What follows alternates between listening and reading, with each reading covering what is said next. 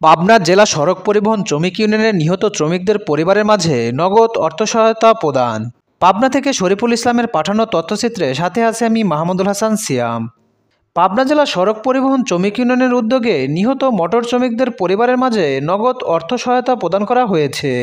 20 June শুক্রবার বিকেলে পাবনার কাশীনাথপুর ফুলবাগানে সংগঠনটির প্রধান কার্যালয়ে এ অর্থ প্রদান করা হয়। এ সময় উপস্থিত ছিলেন পাবনা জেলা সড়ক পরিবহন শ্রমিক ইউনিয়নের ভারপ্রাপ্ত সভাপতি মতিউর রহমান মতি, সাধারণ সম্পাদক শাহ আলম মুক্তি, সহ সাধারণ সম্পাদক আব্দুল কাদের, দপ্তর সম্পাদক সোহেল রানা সহ আরও অনেকেই।